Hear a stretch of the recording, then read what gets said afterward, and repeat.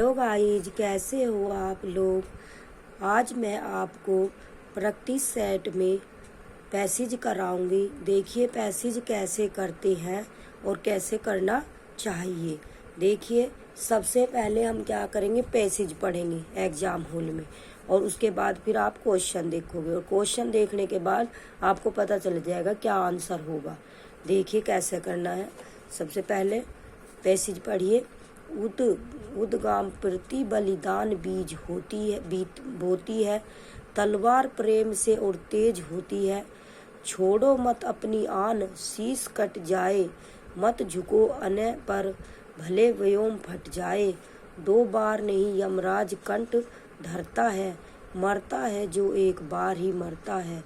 तुम स्वयं मृत्यु के मुख पर चरण धरो रे, जीना हो तो मरने से नहीं डरो रे। स्वतंत्र जाति की लगन व्यक्ति की धुन है, स्वतंत्राय जाति की लगन व्यक्ति की धुन है। बाहरी वस्तु यह नहीं भीतरी गुण है। वीर तत्व छोड़ पर का मत चरण गहोरे, जो पेड़ आन खुद ही सब आग सहोरे। जब कभी अहम पर नियति चोट देती है, कुछ चीज अहम से बड़ी जन्म लेती है। नर पर जब भी भीषण विपत्ति आती है, वह उसे और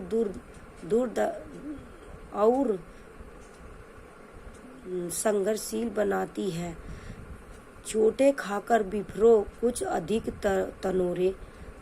देखिए अब क्वेश्चन आ चुका है, क्वेश्चन को देखिए ध्यान से।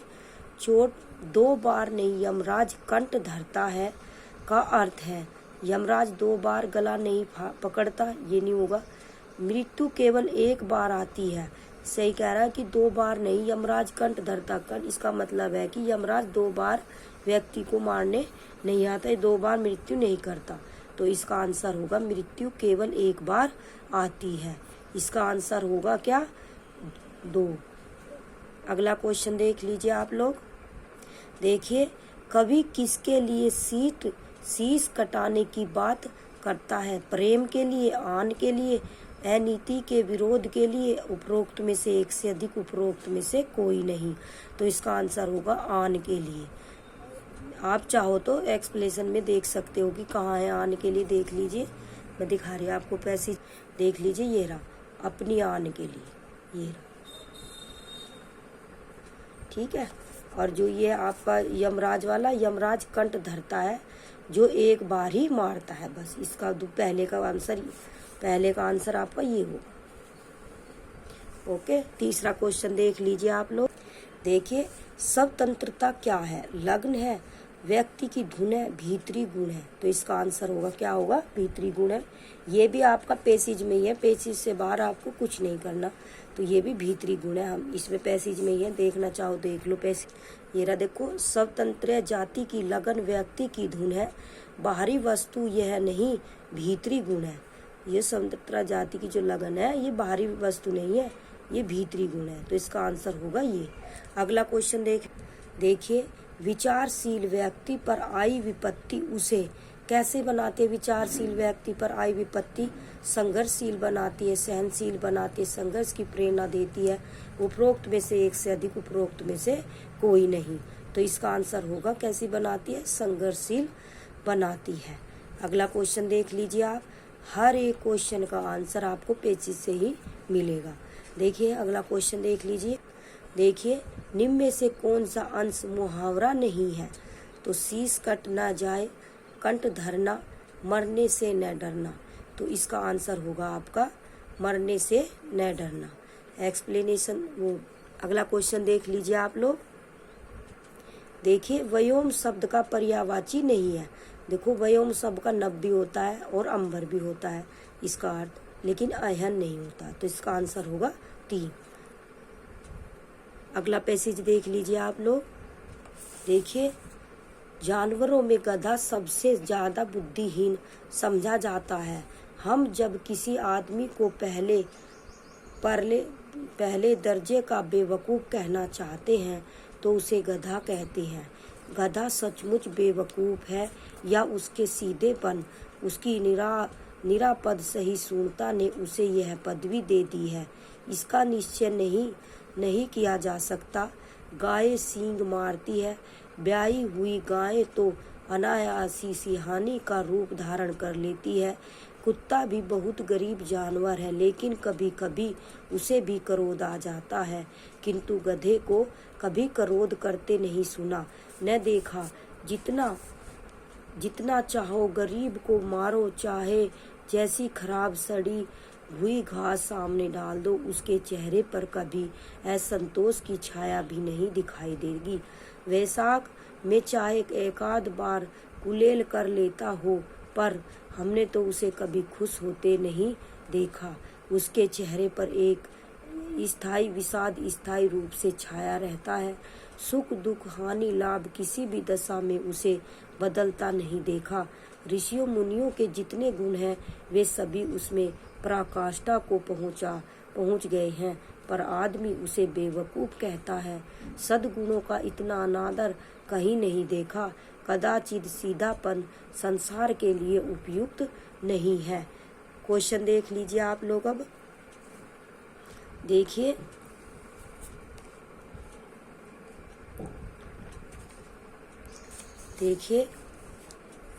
लाक्षणिक रूप से हम गधे शब्द का प्रयोग करते हैं बेवकूफ व्यक्ति के लिए, सीधे व्यक्ति के लिए, निरापद सहिष्णु के लिए।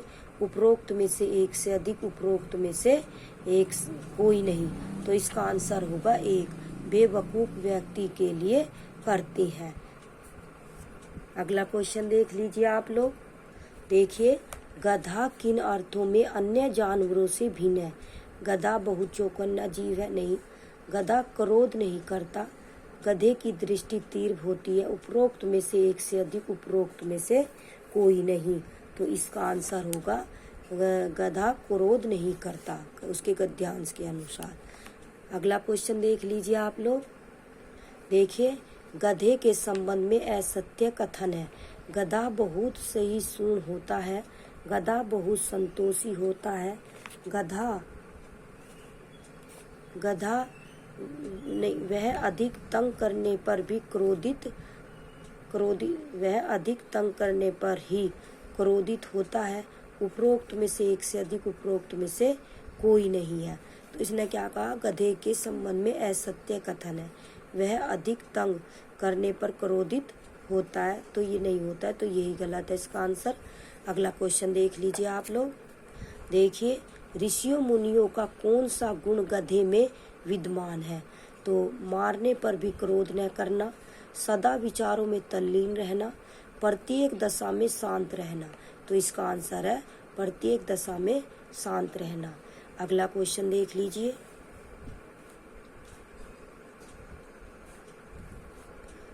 देखिए सीधापन संसार के लिए उपयुक्त नहीं है का आशय है। लोगों को निरापद सहिष्णुता स्वीकार्य नहीं है। संसार सद्गुणों का आदर नहीं कर पाता। सीधेपन को लोग बेवकूफी मानते हैं। तो इसका आंसर होगा सीधेपन को लोग बेवकूफी मानते हैं। अगला क्वेश्चन देख लीजिए आप लोग। देखिए यदि सुख दुख, देखिए इसमें योजक का चिन्ह है। योजक के चिन्ह से आप पहचान सकते हो कि द्विविध समास होगा ये वाला।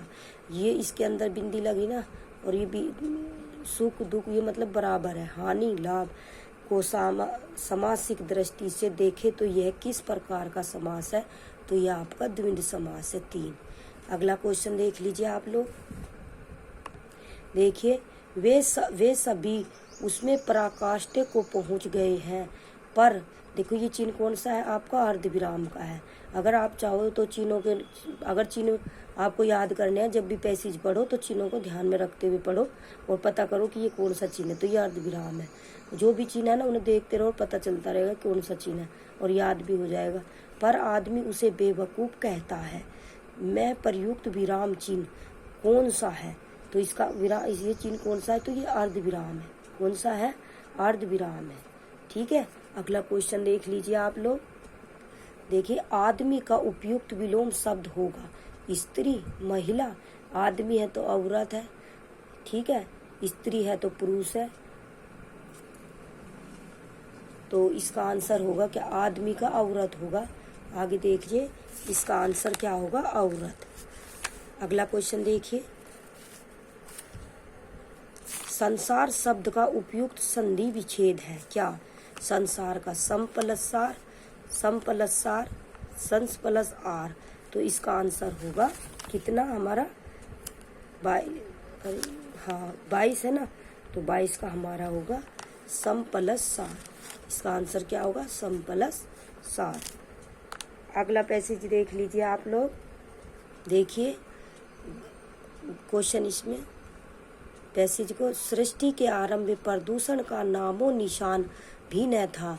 प्रकृति में एक संतुलन बना हुआ था। वायु शुद्ध थी, जल शुद्ध था तथा धरती उपजाऊ थी। ऋतुओं का नियमबद्ध चक्र था। जनसंख्या वृद्धि के साथ साथ उत्पादन पर दिया जाने लगा। उत्पादन बढ़ाने के लिए केंद्रों को स्थान चाहिए, इसलिए खनन ने कृषि भूमि और हरे भरे वनों को खा लिया। इससे प्रदूषण को बचाने की पर्यावरण की क्षमता शिथिल हो गई। उत्पादन के साथ अवशेष अथवा व्यर्थ पदार्थ संग्रहित होने लगे। मशीनी युग की भयंकर समस्या बनी कचरा कचरे को या तो जला दिया जाता है या भराव के काम में लाया जाता है, जिससे वायु प्रदूषण अथवा जीवाणु प्रदूषण उत्पन्न होता है। यदि यूं ही इसे ढेर के रूप में इकट्ठा कर दिया जाए तो दुर्गंध उत्पन्न होती है तथा प्राकृतिक सौंदर्य की क्षति होती है। कारखानों की चिमनियों से, मोटर वाहनों से, पाइपों से, रेल के इंजन से तथा अन्य चलने वाली वस्तु से जो गैसें निकलती हैं वे वायु को प्रदूषित करती हैं। महानगरों में इतना प्रदूषण होता है कि दम घुटने लगता है। वायु प्रदूषण से श्वास संबंधी रोग उत्पन्न होते हैं, जैसे फेफड़ा कैंसर, दमा, खांसी, जुखाम आदि।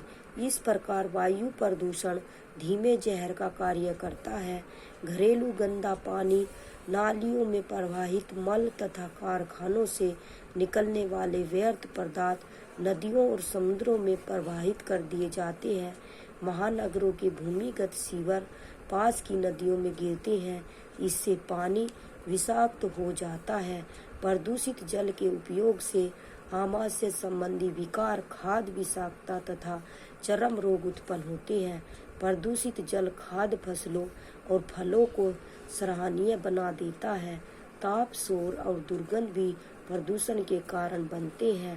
ताप बिजली घरों से अथवा परमाणु भट्टियों द्वारा बड़ी मात्रा में ऊष्मा निकलती है, उससे जलवायु का संतुलन बिगड़ जाता है।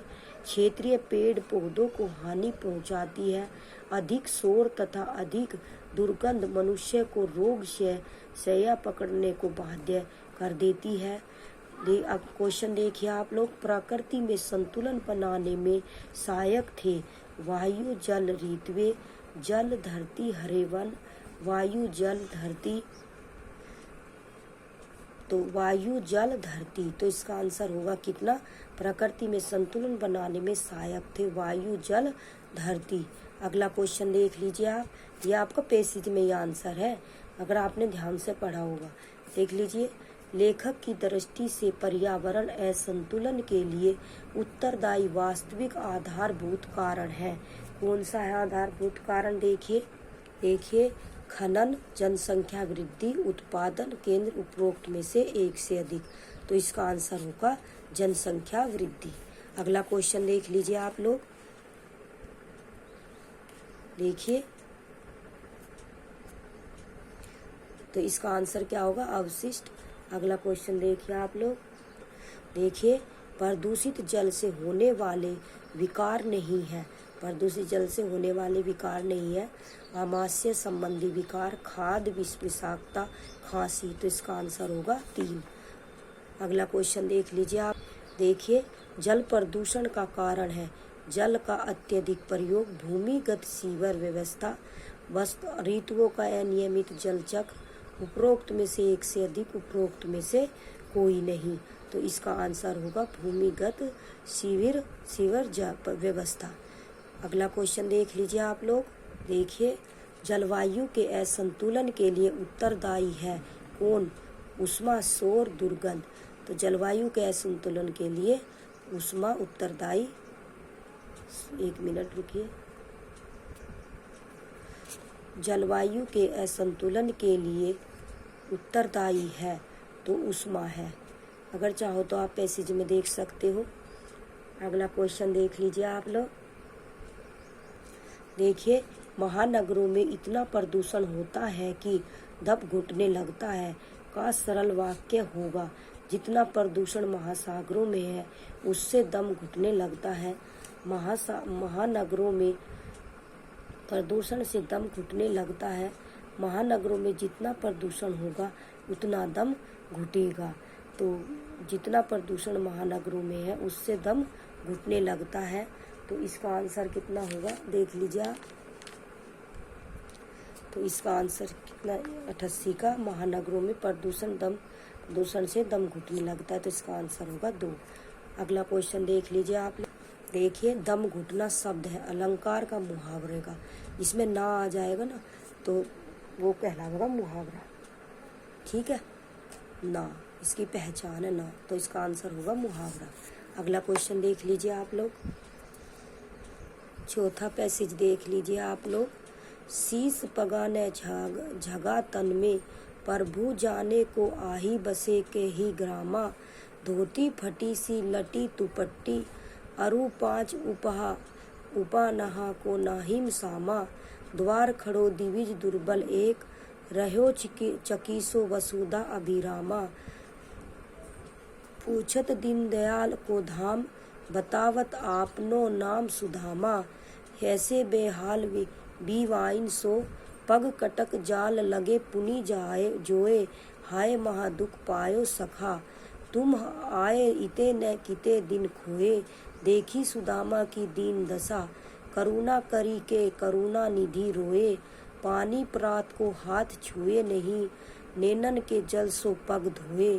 देखिए क्वेश्चन देखिए करुणा करी के करुणा निधि रोए में कौन सा अलंकार है? तो इसमें वर्णों की आवर्ती एक या एक से अधिक, तो वो कौन सा अलंकार कहलावे?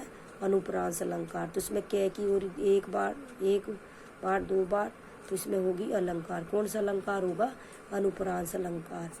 अगला क्वेश्चन देख लीजिए आप लोग। सुदामा कृष्ण के भवन को चकित होकर निहार रहा है क्योंकि भवन बहुत बड़ा है। उसे अंदर जाने का रास्ता दिखाई दे रहा है। श्री कृष्ण के वैभव को देखकर वह चकित है। अगला क्वेश्चन देख लीजिए आप लोग। देखिए हाय शब्द का उपयोग काव्यांश में हुआ है दुख प्रकट करने के लिए, आश्चर्य प्रकट करने के लिए, प्रेम प्रकट करने के लिए। उपरोक्त में से एक से अधिक, उपरोक्त में से कोई नहीं। तो ये हाय जो शब्द है ये दुख प्रकट करने के लिए काव्यांश में उपयोग हुआ है। तो अगला क्वेश्चन देख लीजिए आप लोग। देखिए उपरोक्त काव्यांश काव्य की दृष्टि से एक दोहा है, कुंडलिया है, चौपाई है। तो इसका आंसर होगा चौपाई है। देख लीजिए कौन सा है वो, मतलब कौन सी लाइन है?